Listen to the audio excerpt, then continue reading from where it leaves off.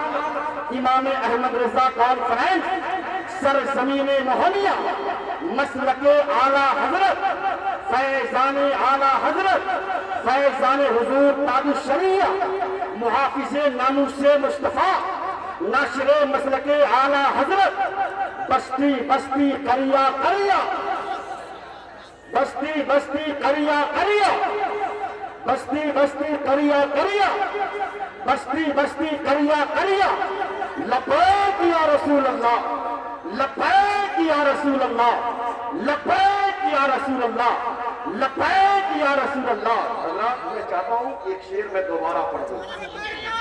حضرت اس کی ہے اگر اجازت ہو علماء اکرام کی، اہل سنت کا وہ چٹان کھڑا ہوتا ہے، اہل سنت کا وہ چٹان تنہا رہ کر بھی طوفان، تنہا رہ کر بھی طوفان، عظمت سرور کونین پر جب حملہ ہوا آگ میں کودنے سلمان، آگ میں کودنے سلمان، آگ میں کودنے سلمان، لبیک یا رسول اللہ لبیک یا رسول اللہ لبیک یا رسول اللہ لبیک یا رسول اللہ لبیک یا رسول اللہ۔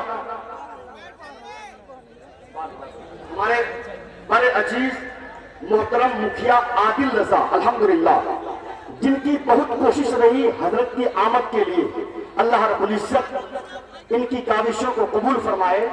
عزیزم محترم سبتین رضا سمیتی، عبدالرحیم ماما، شکیل امام، بابو اختر، میں سبوں کا نام تو اتنی جلدی نہیں بول سکتا، بہرحال جو ذرہ جہاں ہے اس کانفرنس کے حوالے سے وہی آفتاب ہے۔ اللہ پاک ہم سبوں کی کاوشوں کو قبول فرمائے۔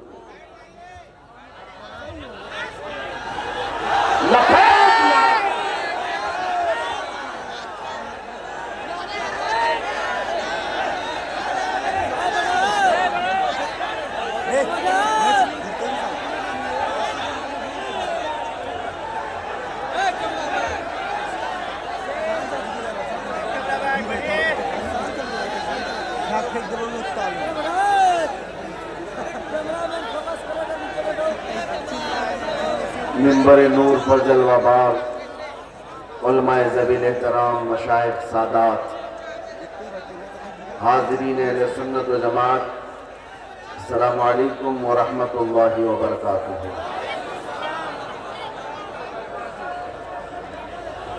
الحمدللہ الحمدللہ الحنان المنان الذي خلق الإنسان وعلمه البيان، والصلاة والسلام على رسوله سيد الإنس والجان وعلى آله وأصحابه ذوي الخير والإحسان، أما بعد فأعوذ بالله من الشيطان الرجيم، بسم الله الرحمن الرحيم، إن ينصركم الله فلا غالب لكم وإن يخذلكم فمن ذا الذي ينصركم من بعده وعلى الله فليتوكل المؤمنون، صدق الله مولانا العظيم۔ بارگاہ رسالت معاف صلی اللہ تعالی علیہ وسلم میں درود پاک کا ہدیہ پیش کریں۔ اللہم صلی علی سیدنا محمد معدن الجود والکرم وآلہ واصحابہ الکرام وابنہ الکریم وبارک وسلم صلاة دائمتا سرمدا ابدا۔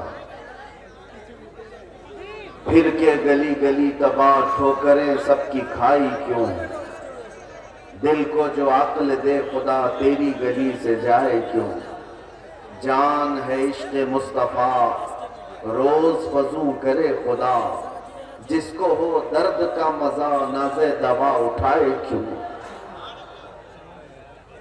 عزیزان گرامی وقار، انتظار کرتے کرتے آخر میرا نمبر آ ہی گیا،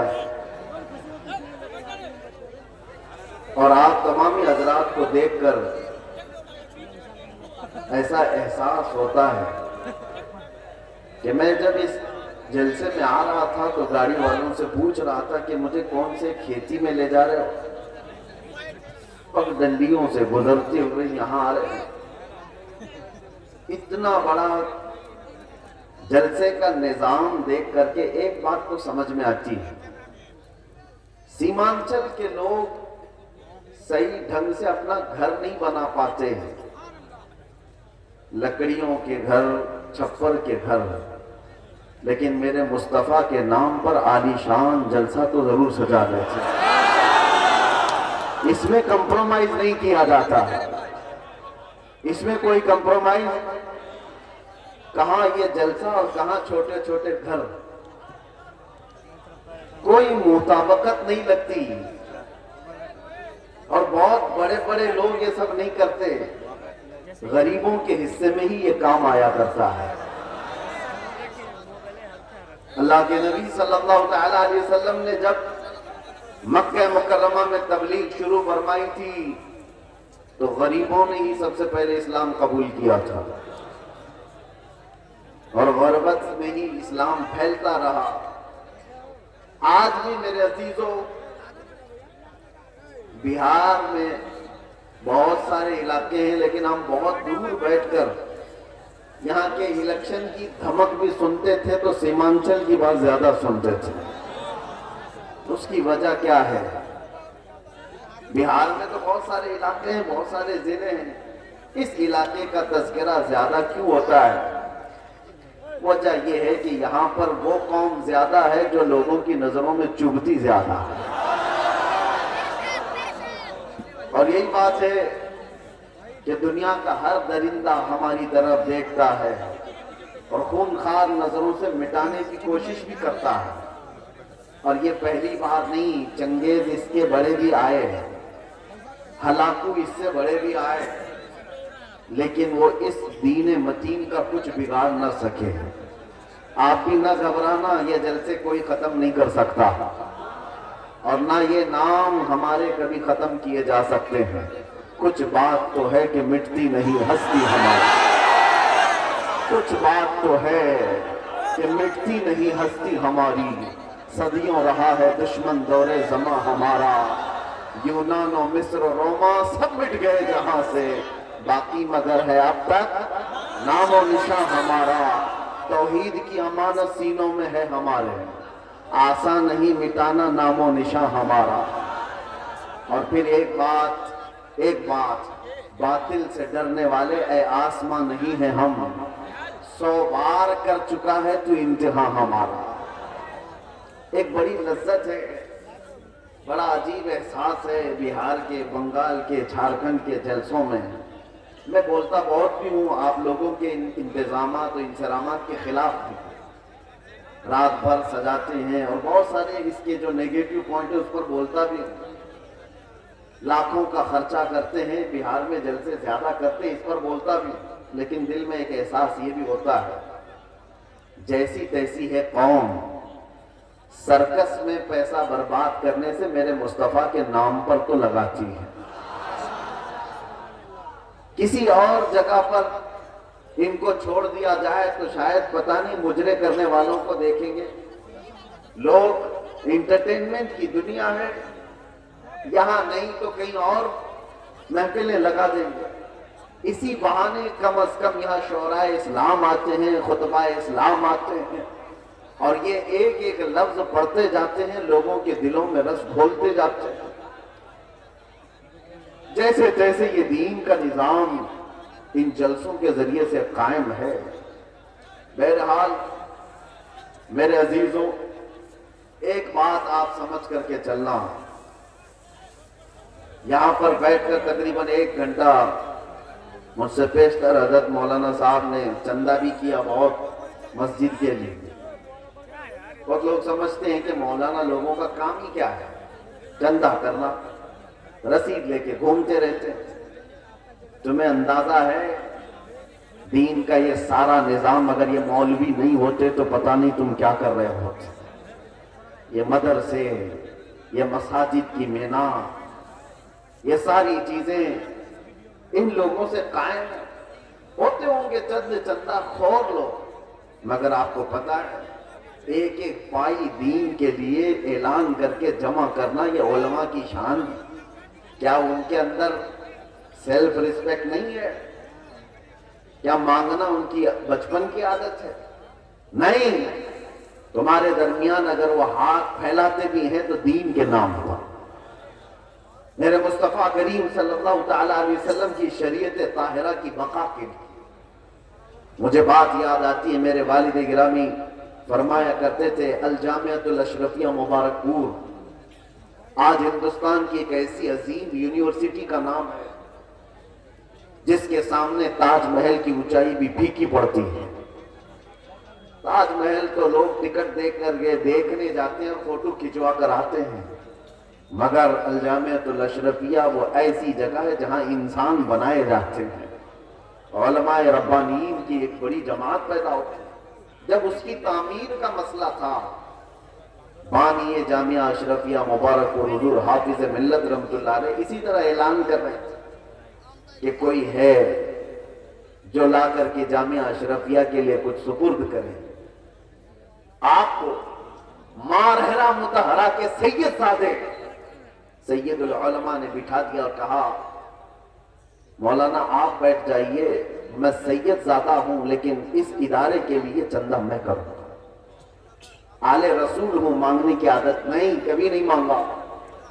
اور اس کے بعد جب سید میاں رحمت اللہ تعالیٰ علیہ نے اعلان کیا تو ظاہر سی بات ہے مجھے یہ علاقہ دیکھ کر کے وہ بات یاد آتی ہے، مولانا تو 11,000 مانگ رہے تھے، وہاں پر چھوٹا گاؤں تھا، چھوٹی بستی تھی، جب مانگا جا رہا تھا چندہ تو ایک بوڑھی عورت ایک مرغی کا انڈا لے کر کے آتی ہے، کہا میرے گھر میں اس کے علاوہ کچھ ہے نہیں، یہ چندے میں قبول کر لیجیے، مرغی کا انڈا۔ یہ لوگوں کے جذبات تھے، اور ایسا نہیں ہے کہ وہ انڈا دیکھ کر کے اس کو بھیج دیا گیا کہ اس کا کیا کیا جائے گا، اس کو بھی قبول کیا گیا۔ اور سید میاں رحمت اللہ علیہ نے فرمایا تھا اس عورت نے زمانہ یوسف کی یاد دلاتی ہے، خریداروں میں اس کا نام آ جائے بس اسی لیے حاضر ہو گئی۔ بہرحال اس نظام پر میں نے تھوڑی سی گفتگو اس لیے کی کہ علماء کو حقیر مت سمجھو، یا علماء ذوی احترام اگر دین کے نام پر تم سے کچھ طلب کر رہے ہیں تو سارے لوگوں کو ایک کیٹیگری میں مت شمار کرو۔ ایک جملہ میں آپ سے کہتا ہوں، توجہ سے سننا، ہر داڑھی والا چور نہیں ہوتا، لیکن چور داڑھی رکھ لیتا ہے۔ چور اپنی چوری چھپانے کے لیے داڑھی رکھ لیتا ہے۔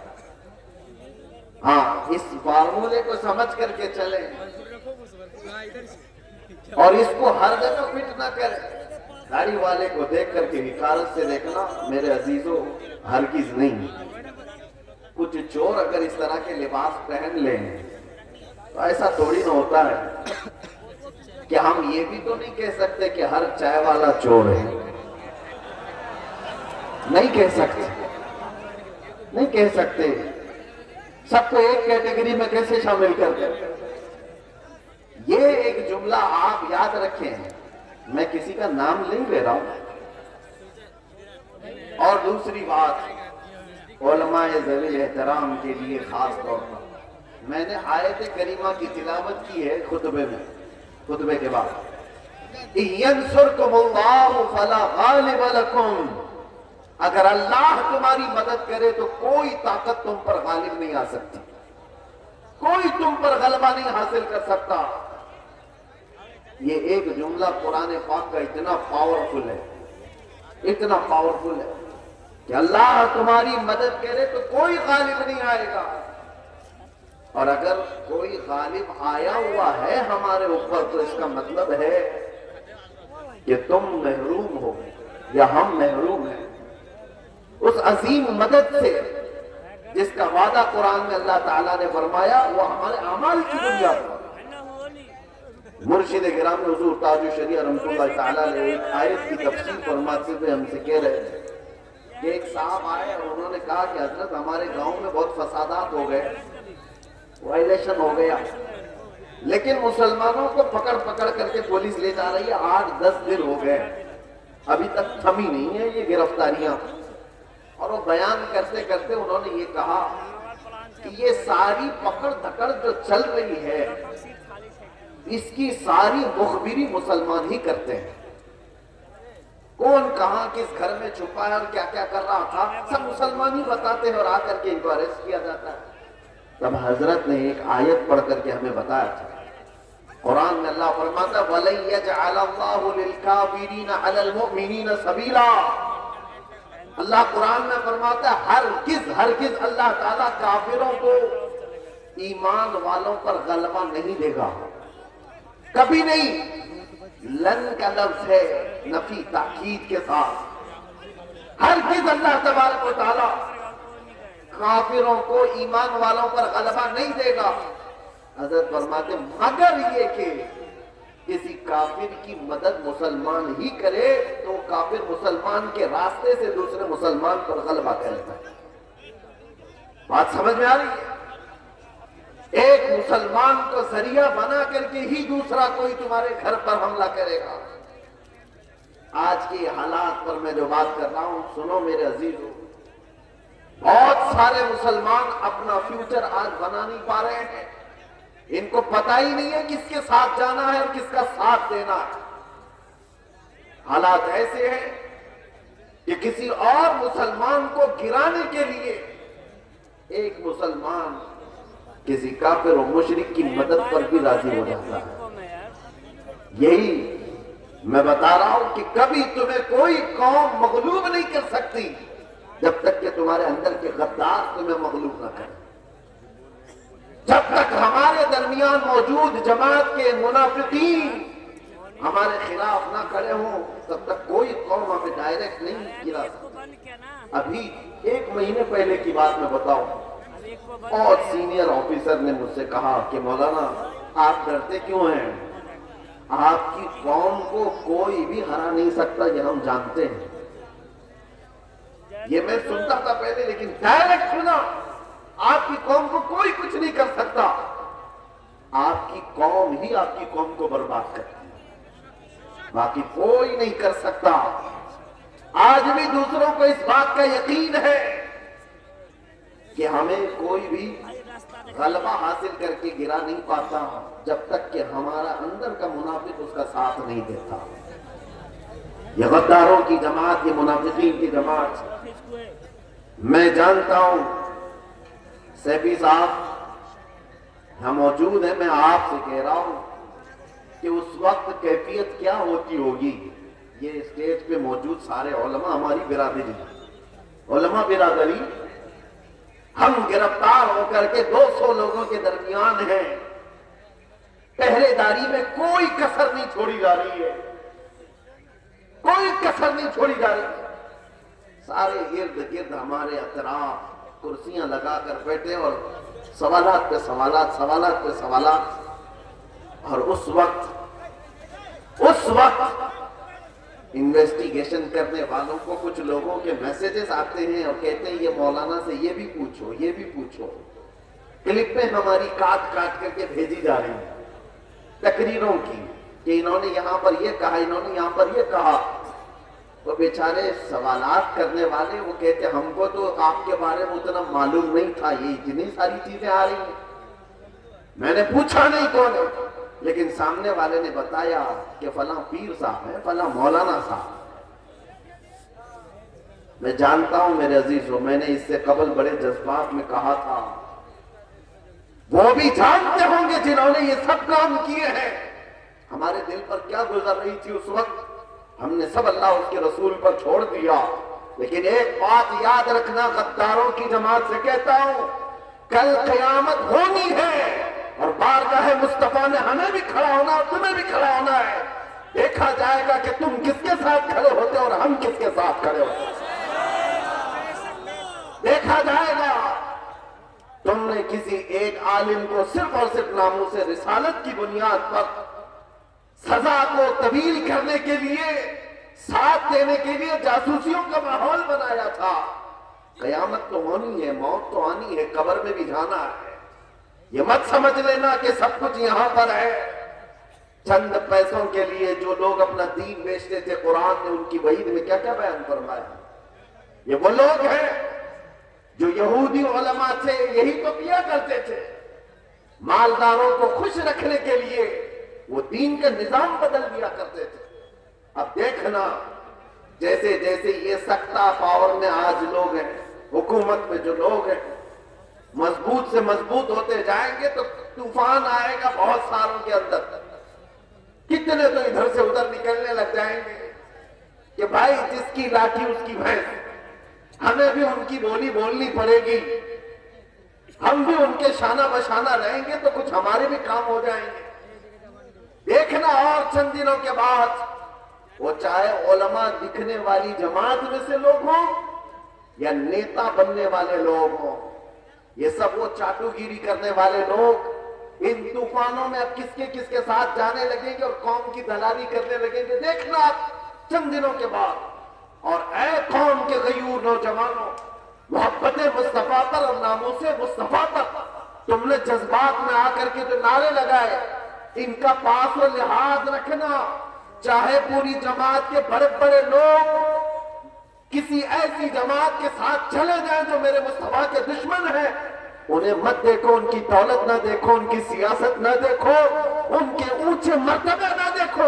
मैं गरीब ही सही, मेरे दामन में मेरे मुस्तफा की मोहब्बत काफी है। इस पर कायम रहना। तुम्हारे घर छप्पर के हैं, तुम्हारे इलाके बाहर से डूब जाते हैं, बहुत सारे मामला थे, इस पर राजी रहना, लेकिन ईमान का सौदा कभी ना करना, नामूसे मुस्तफा का सौदा कभी होने नहीं देना।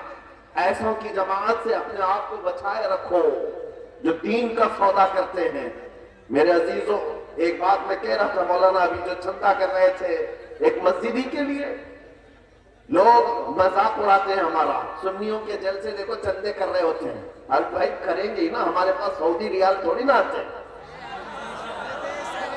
हम तो गरीबों से ही बना रहे हैं जो कुछ भी बना रहे हैं। हमारे पास कौन सी हुकूमत है? न सऊदी है, न कतर है, न कुवैत है, कुछ नहीं है। हो सकता है तुम्हारे पास डॉलर भी आते हो, रियाल भी आते हो, पाउंड भी आते हो, तुम्हारे आकाओं से सब आता होगा। ये गरीबों की बस्ती में जो आता है इनकी मेहनत मजदूरी की कमाई से ही आता है। और इसीलिए रियालों पर पलने वालों से डर कौम को, दुनिया को नहीं है, इन गरीबों की बस्तियों से लोगों को डर है कि इनकलाब पैसे के लालचियों से नहीं आता, ये ईमान पर जिंदा रहने वाली गरीब कौम से इनकलाब आता है। गुरबा से दुनिया डरती है। आपको पता है कैसर और किसरा की ताकत का अंदाजा लगा सकते हो? कैसर कहते थे रोम के बादशाह को, किसरा कहते थे ईरान के बादशाह को। ये उस जमाने की बात कर रहा हूं जब तकरीबन पूरी दुनिया में दो बड़े सुपर पावर हुकूमतें थी।